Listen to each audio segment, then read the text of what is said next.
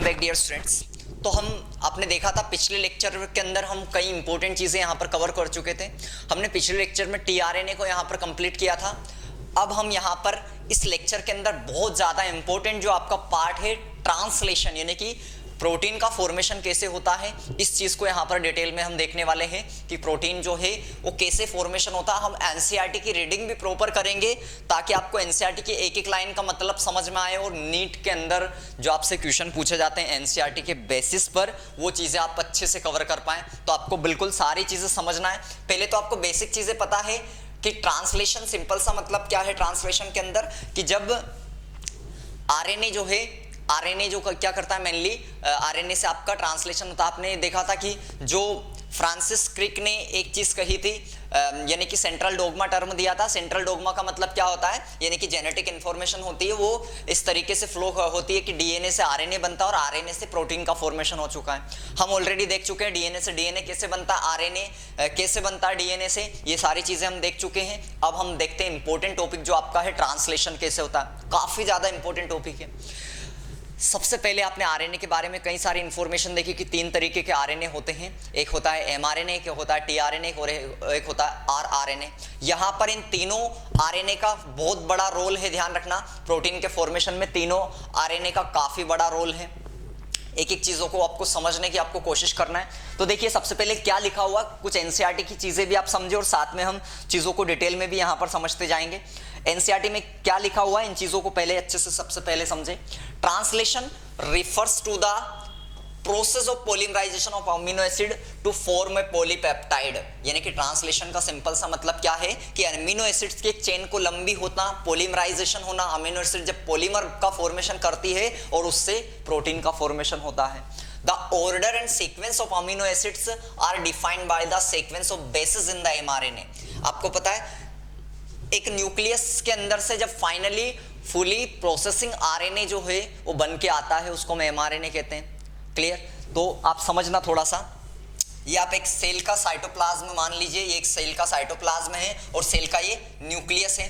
ठीक, ये न्यूक्लियस है सेल का, जिसमें हमें पता है कि सेल मेम्ब्रेन में पोर्स पाए जाते हैं न्यूक्लियस के। जब फाइनली एमआरएनए यहाँ पर बन चुका है, एमआरएनए यानी कि प्रोसेसिंग हो चुका है, तो एमआरएनए बन के फाइनली क्या हो जाता है, बाहर निकल जाता है यहाँ से और सेल के साइटोप्लाज्म में आ जाता है। यानी कि यहाँ पर आपका एमआरएनए आ चुका है, जिसके ऊपर काफी ज्यादा इंपॉर्टेंट सीक्वेंस है, जो जेनेटिक इंफॉर्मेशन जो डीएनए ने भेजी है, जिस प्रकार का प्रोटीन बनाना है, जिस तरीके का प्रोडक्ट तैयार करना है, जिसकी इंफॉर्मेशन डीएनए ने भेजी है, वो सारी इंफॉर्मेशन इसके ऊपर पाई जाती है, जिसको हम क्या कहते हैं, कोडोन्स कहते हैं, जेनेटिक कोड कहते हैं। वो सारी इंफॉर्मेशन इसके ऊपर है। अब इस इंफॉर्मेशन में यानी कि सिंपल से समझना, एक सिंपल सी चीज समझ ले, उसके बाद में आपको सारी लैंग्वेज समझ में आ जाएगी। यानी कि मान लीजिए इसके पास ये इस तरीके का सीक्वेंस है, इनको हम कोड कह रहे हैं। मान लो ए है, जी है, टी है, इस तरीके से आपका यहाँ पर मान लो एक सीक्वेंस है।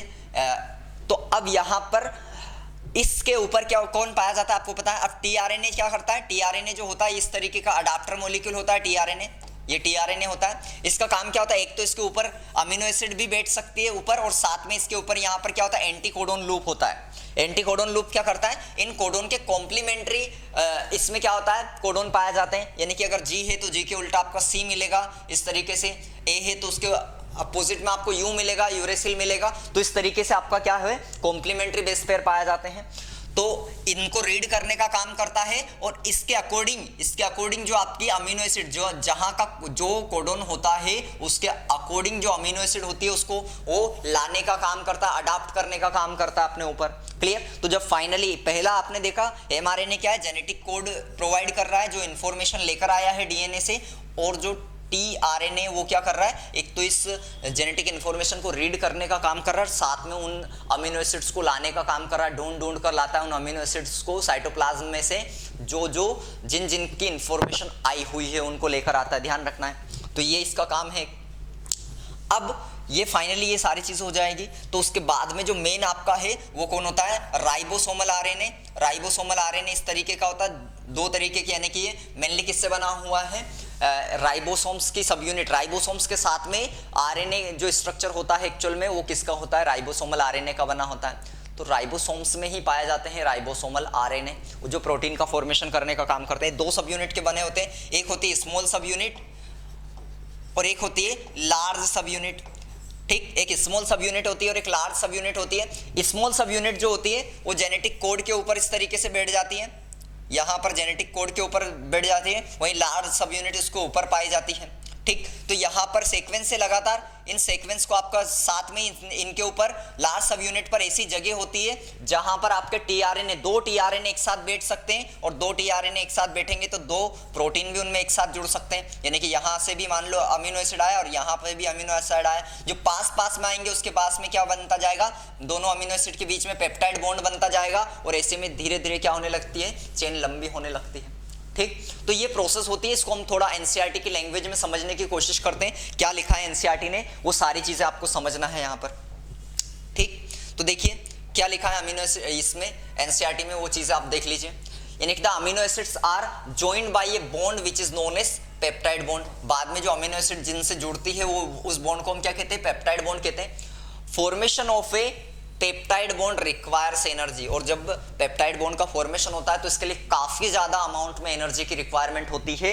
इस वजह से therefore in the first phase, तो सबसे पहले जरूरत यह है कि कहीं ना कहीं से एनर्जी को इकट्ठा किया जाए, इतने एटीपी को बनाया जाए ताकि हमें जो एनर्जी चाहिए उतनी एनर्जी पहले मिल पाए। तो सबसे इंपॉर्टेंट चीज ये हो जाती है। तो इस वजह से क्या किया जाता है, therefore in the first phase itself amino acids are activated, इसलिए सबसे पहले क्या होगी, अमीनो एसिड जो होती है वो एक्टिवेट होती है, ध्यान रखना। Therefore in the first phase amino acid is activated in the presence of ATP. ATP के प्रेजेंस में क्या होती है, सबसे पहले एक्टिव होगी and linked to the cognate tRNA, a process commonly called as charging of tRNA। तो पहली प्रोसेस ध्यान रखना ट्रांसलेशन में क्या होती है, चार्जिंग ऑफ tRNA। आपसे ये क्वेश्चन पूछा जाता है कि ट्रांसलेशन में पहली प्रोसेस कौन सी है, तो चार्जिंग ऑफ tRNA की प्रोसेस है पहले।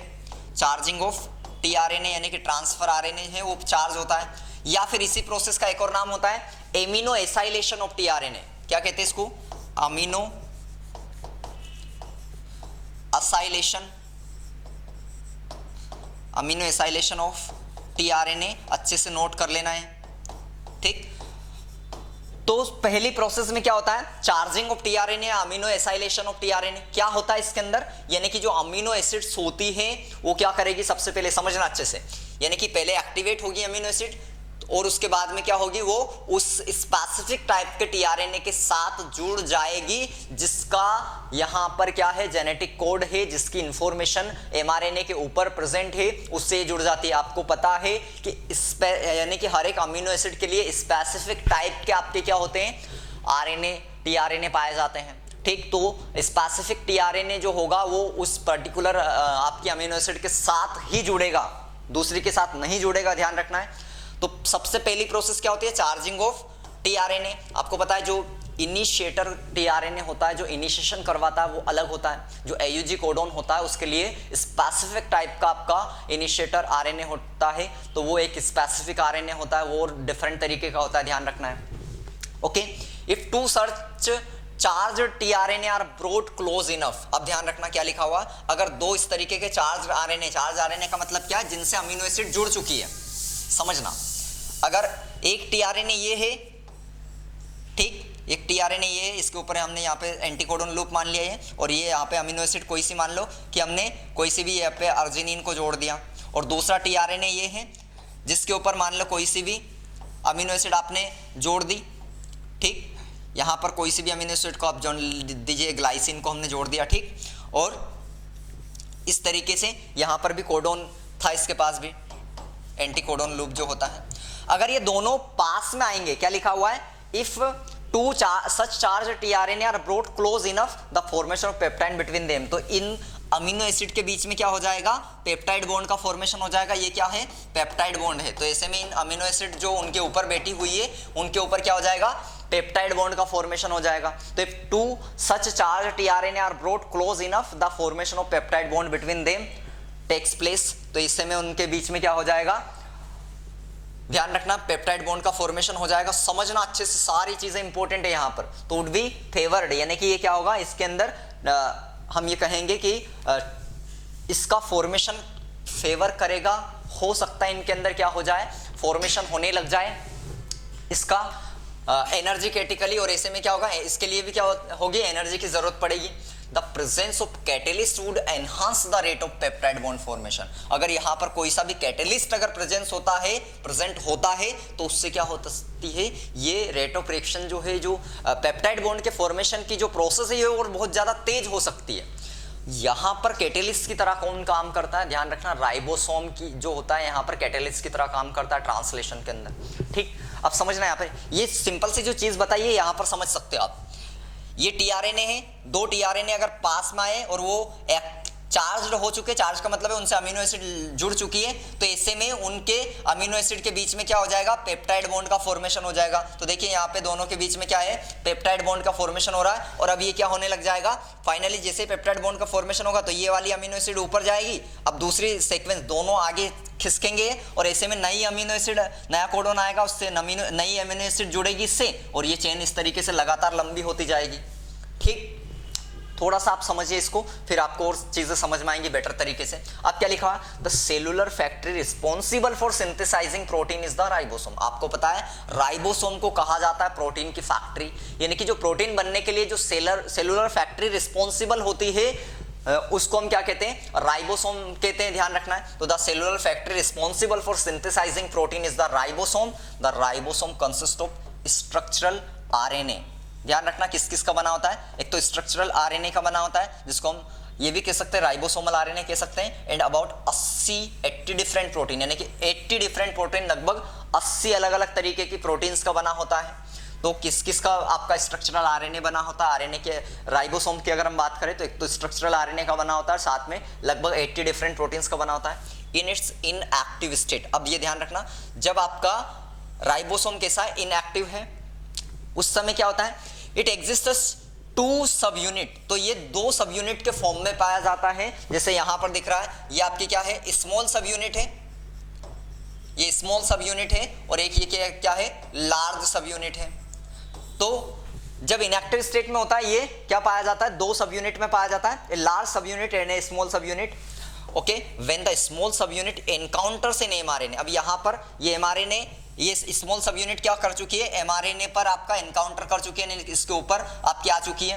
तो जब स्मॉल सब यूनिट क्या करती है, एमआरएनए के ऊपर आ जाती है, तब जाकर जो आपकी process of translation of the mRNA to protein begins, तब जाकर क्या होती है, ये प्रोसेस शुरू होती है प्रोटीन के बनने की। ध्यान रख लेना, प्रोटीन के बनने की प्रोसेस कब शुरू होती है, फाइनली पहली प्रोसेस तो हमने देखा था चार्जिंग ऑफ एमआरएनए है, यानी कि एमआरएनए चार्जिंग ऑफ टीआरएनए, यानी कि टीआरएनए से पहले आपकी बाइंड होती है, पर तब ये एक प्रोसेस है, वो अभी स्टार्ट नहीं हुई है, प्रोटीन का बनना शुरू नहीं कह सकते हम, क्योंकि जब तक आपका राइबोसोम्स नहीं आएगा तो वो स्ट्रक्चर कैसे बन पाएगा, प्रोटीन का स्ट्रक्चर नहीं बन पाएगा, क्योंकि एज ए कैटेलिस्ट से काम कर रहा है, और साथ में सारी इंपॉर्टेंट जो चीजें हैं वो इसी के पास है जो प्रोटीन बनाने के लिए काम करती है। क्लियर। तो when the small subunit encounters in mRNA, the process of translation of the mRNA to protein begins, तब जाकर आपका इसकी प्रोसेस शुरू होती है, ध्यान रखना। Okay, there are 2 sites in the large subunit. अब हम लार्ज सब यूनिट की बात करते हैं, ये हमारी लार्ज सब यूनिट है, आपके राइबोसोम्स की ये लार्ज सब यूनिट है। तो लार्ज सब यूनिट के अंदर क्या होती है, 2 ऐसी जगह होती है जहां पर टीआरएनए बैठ सकते हैं एक साथ। तो 2 अगर प्रोटीन, 2 आपके टीआरएनए अगर बैठ सकते हैं तो उसमें ही 2 एक साथ नए नए अमीनो एसिड भी बैठ सकते हैं। तो आपके अमीनो, अगर इसकी बात करें लार्ज सब यूनिट की, तो इसके ऊपर क्या होता है, 2 ऐसी जगह होती है जहां पर क्या होता है, इसमें बैठ सकते हैं आपके टीआरएनए, ध्यान रखना है। तो यही चीजें आपको एनसीईआरटी में दी हुई है, उन चीजों को फोकस करें अच्छे से। क्या लिखा हुआ है देखिए, क्या लिखा है यहां पर कि when the small subunit encounter an mRNA, the process of translation of the mRNA to protein begins. There are 2 sites in the large subunit for subsequent amino acid to bind and thus to be close enough to each other for the formation of a peptide bond. और इनके पास में, इनमें 2 ऐसी जगह होती है जहां पर 2 अमीनो एसिड क्या हो सकती है, बाइंड हो सकती है, और ये बहुत ज्यादा पास में आती है। यहाँ पर टीआरएनए भी जो होते हैं 2 बहुत ज्यादा पास में रहते हैं, इस वजह से ताकि इनके बीच में पेप्टाइड बॉन्ड का फॉर्मेशन हो सके। Ribosome also act as catalyst, ध्यान रखना राइबोसोम यहाँ पर कैटेलिस्ट की तरह भी काम करता है। जैसे अगर बैक्टीरिया की बात करें तो 23S RNA जो होता है, राइबोसोमल RNA होता है बैक्टीरिया के अंदर, वो एंजाइम की तरह पाया जाता है जिसको हम कहते हैं राइबोजाइम। क्लियर? तो यहाँ पर ये भी पूछा जाता है कि बैक्टीरिया के अंदर बताइए कौन सा RNA होता है जो कि राइबोजाइम की तरह पाया जाता है। तो अच्छे से याद रखना है 23S RNA यानी कि 23 सब यूनिट वाला आपका राइबोसोमल RNA पाया जाता है। ठीक, for the formation of peptide bond. और ये क्या करते हैं, इस तरीके से पेप्टाइड बॉन्ड का फॉर्मेशन करवाते हैं, यानी कि प्रोटीन का फॉर्मेशन करवाते हैं, हम ये कह सकते हैं अमीनो एसिड से। अब कुछ इंपॉर्टेंट चीजें यहाँ पर दे रखी है, उनका फोकस करना है। ठीक, ध्यान रखना ये एनसीईआरटी की एक एक लाइनों का मतलब समझना स्टूडेंट अच्छे से, कुछ भी मिस नहीं करना है। यहाँ पे क्वेश्चन बिल्कुल एग्जैक्ट ऐसे कैसे आते हैं जैसे यहाँ पे लिखा हुआ है। Okay, A translation unit in mRNA is the sequence of RNA that is flanked by the start codon and the stop codon and codes for a polypeptide। क्या लिखा हुआ है कि जो ट्रांसलेशनल यूनिट होती है, ट्रांसलेशन की यूनिट होती है mRNA के ऊपर, वो इस तरीके का सीक्वेंस है RNA का जो कि एक्चुअल में किससे बना हुआ होता है, स्टार्ट कोडोन से बना होता है, और उसमें ही स्टॉप कोडोन भी होते हैं जो कि पॉलीपेप्टाइड चेन के लिए क्या करते हैं, कोडिंग। जैसे मेन तो स्टार्ट कोडोन आपका स्टार्टिंग में पाया जाता है और लास्ट में आपका स्टॉप कोडोन होते हैं, और बीच में कई सारे कोडोन्स पाए जाते हैं जो जितनी अलग अलग अमीनो एसिड्स के लिए, और इससे आपका एक हम ये कह सकते हैं ट्रांसलेशनल यूनिट बनती है। ठीक, in mRNA also some additional sequences, और यहां से क्वेश्चन आता है, ध्यान रखना UTR आपसे पूछा जाता है। UTR यानी कि अनट्रांसलेटेड रीजन, अच्छे से याद रख लेना, यहां से डेफिनेट क्वेश्चन पूछने के चांसेस रहते हैं। पूछा भी गया है नीट के अंदर क्वेश्चन, तो इसको आपको बिल्कुल भी मिस नहीं करना है। क्या लिखा हुआ है कि जो mRNA है उसमें कुछ ऐसे सम एडिशनल सीक्वेंसेस होते हैं, कुछ इसके अतिरिक्त भी कुछ ऐसे सीक्वेंसेस होते हैं that are not translated and are referred as untranslated region, यानी कि इसका ट्रांसलेशन नहीं होता है, और इनको हम अनट्रांसलेटेड रीजन कहते हैं, UTR कहते हैं। ये UTR जो होते हैं, देख समझना, the UTR are present at both, दोनों साइड पाए जाते हैं। ये पूछा जाता है, एक तो बोथ 5' एंड यानी कि 4 स्टॉप कोडोन, तो 5' एंड पर पाया जाता है। आपको पता है 5' एंड पर क्या होता है, आपका स्टार्टिंग कोडोन होता है, और 3' एंड पर क्या होता है आपका, हमें कहेंगे स्टॉप कोडोन होता है। तो 5' एंड पर, इसके पहले 5' एंड यानी कि स्टार्ट कोडोन मान लो AUG यहाँ पर है, तो इसके पहले आपके क्या पाए जाते हैं, UTR रीजन पाया जाता है। वहीं पे मान लो यहाँ पर आपके स्टॉप कोडोन है, तो स्टॉप कोडोन के आपके बाद में कौन पाया जाता है, यहाँ पर UTR पाया जाता है। तो इसकी पोजीशन पूछी जाती है आपसे कि UTR की पोजीशन कहाँ पर होती है, तो याद रखना, यानी कि जो स्टार्ट कोडोन है उससे पहले अगर प्राइम पूछे, आपसे डायरेक्शन पूछे, तो 5' एंड के पहले, वहीं पर जो UTR होता है वो 3' एंड के बाद में, यानी कि स्टॉप कोडोन के बाद में पाया जाता है। ये आपसे क्वेश्चन पूछे जाते हैं। क्लियर? और क्या हेल्प करते हैं, ये सिंपल सा क्वेश्चन आता है कि UTR का एक्चुअल में इंपॉर्टेंस क्या है, क्यों ये पाए जाते हैं। देखो इसलिए इंपॉर्टेंस है ताकि जो आपकी प्रोटीन के फॉर्मेशन की प्रोसेस है, ट्रांसलेशन है, ये इफेक्टिवली हो सके। इफेक्टिवली का मतलब ये है कि स्टार्ट हुई है तो स्टार्ट भी हो सके टाइम से और खत्म भी हो सके, इस तरीके से इफेक्टिवली हो सके। क्योंकि जैसे ये पाए जाते हैं तो इनका ट्रांसलेशन नहीं होता, अनट्रांसलेटेड रीजन है, और इस वजह से वहां पर जहां पर ये पाए जाएंगे उसके बाद में उस जगह पर आपकी अमीनो एसिड्स का हम ये कहेंगे बाइंडिंग नहीं होगी, उस जगह पर प्रोटीन का फॉर्मेशन नहीं हो पाएगा। तो इसलिए क्या लिखा हुआ है, they are required for efficient translation process. तो ये क्या होते हैं, ट्रांसलेशन को एफिशिएंसी के लिए रिक्वायरमेंट होता है इनका। अच्छे से याद रख लेना, सारी चीजें बहुत आसानी से यहाँ पर आप समझ गए होंगे अगर आपने सही से थोड़ा सा फोकस करना, बस थोड़ी सी देर इस लेक्चर के अंदर आपको ये जो डिफिकल्ट चीजें लगती है बहुत आसानी से समझ में आ जाएंगी। एनसीईआरटी में एक्चुअल में इमेजिनेशन दे रखा, अगर आप सही से पढ़े ना एनसीईआरटी को, खासकर मैं बायोलॉजी की बात कर रहा हूँ, चाहे वो 11th का बायो हो या 12th का बायो,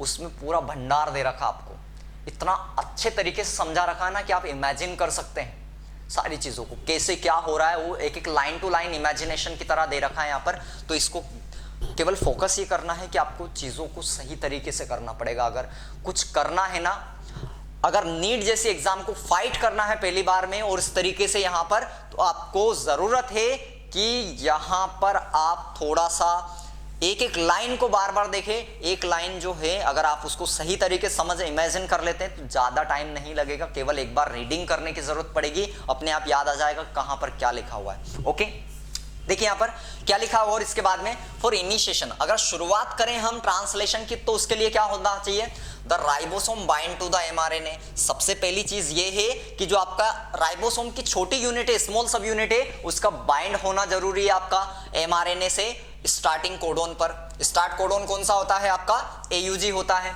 तो सबसे जरूरत ये है, सबसे पहली प्रोसेस कि जब राइबोसोम की छोटी यूनिट जो है, स्मॉलर सब यूनिट जो है, वो जब फाइनली एमआरएनए के स्टार्टिंग कोडोन एयूजी पर बाइंड होगी तब जाकर इसका शुरुआत होगी। That is recognized only by the initiator codon, initiator tRNA. और ये केवल कौन पहचानता है, इसका इनिशिएशन करवाने का काम, या फिर हम ये कहते हैं रिकॉग्नाइजेशन का काम किसका होता है, इनिशिएटर ट्रांसफर आरएनए टीआरएनए का। मैंने बताया भी था कि हर एक अमीनो एसिड के लिए टीआरएनए स्पेसिफिक होते हैं, नोट कर लेना। और यहां पर जो इनिशिएटर टीआरएनए होता है, जो इनिशिएशन करने का, वो और स्पेसिफिक होता है, यानी कि केवल वो स्पेसिफिक होता है, दूसरा कोई भी इनिशिएशन नहीं करवा सकता है। तो जो एयूजी की अगर हम बात करें तो इसको रिकॉग्नाइजेशन का काम किसका होता है, इनिशिएटर टीआरएनए का होता है। The ribosome proceeds to the elongation phase of protein synthesis, और फिर फाइनली क्या करवाता है, राइबोसोम जो है वो इनिशिएशन के बाद में चेन को लंबी करवाने का काम करवाता है, एलोंगेशन का काम करवाता है। एक बार और मैं आपको डायग्राम से समझाऊंगा कैसे, यानी कि ये आपका मान लो कि ये क्या है आपका, इस तरीके से आपने मान लिया कि ये एमआरएनए का सीक्वेंस है और यहां पर क्या जुड़ा हुआ है, राइबोसोम आपका जुड़ा हुआ है। तो ये आपका राइबोसोम जो होता है ना, ये क्या करता है, एमआरएनए की चेन पर चलता जाता है आगे की तरफ, यानी कि कोडोन से कोडोन आपका क्या करता है, राइबोसोम भी साथ में क्या करता जाता है, मूव करता जाता है आगे की तरफ। और इसकी वजह से उस पर आने वाले, यानी कि उसके ऊपर जो बैठी हुई है लार्ज सब यूनिट, उसके अंदर भी जो ट्रांसफर आरएनए बैठे हुए हैं वो भी आगे की तरफ नए नए ट्रांसफर आरएनए आते जाते हैं। जैसा जैसा सीक्वेंस होता है अमीनो एसिड का उस हिसाब से, और उनके ऊपर नए अमीनो एसिड को लाते जाते हैं। और इस तरीके से कोडोन से कोडोन मूव करता है आपका राइबोसोम, और इस प्रकार से क्या करता है, वो चेन को एलोंगेशन करवाने का काम करता है। तो देखिए क्या लिखा हुआ है, उसी चीज को समझना अच्छे से।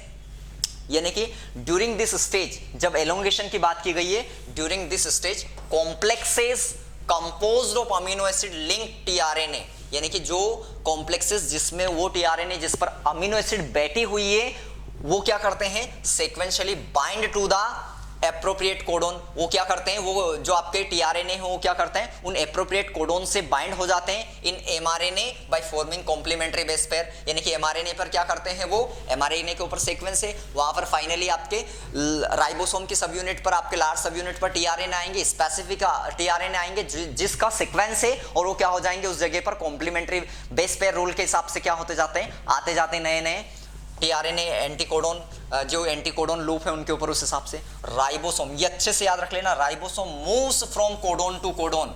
और कोडोन टू कोडोन क्या करता है, एलोंग द एमआरएनए, एमआरएनए के ऊपर कोडोन टू कोडोन पर आपका राइबोसोम्स जो होता है वो क्या करता है, मूव करता है, ध्यान रखना। और इस तरीके से अमीनो एसिड्स को ऐड करता जाता है एक से एक, यानी कि एक के बाद एक अमीनो एसिड जो होती है वो ऐड होती जाती है। तो इसलिए लिखा हुआ amino acids are added one by one, translated into polypeptide sequences dictated DNA and represented by mRNA. यानी कि उस वाले ट्रांसलेशन पार्ट लगातार उसके पॉलीपेप्टाइड चेन बनवाता जाता, लगातार प्रोटीन का फॉर्मेशन बनाता जाता है। जो सूचना, जो इंफॉर्मेशन डीएनए ने भेजी और एक्चुअल में किसके पास है, एमआरएनए लेकर आया है, उसको पढ़ता जाता है लगातार और चेन को लंबी करता जाता है। ध्यान रखना है अच्छे से।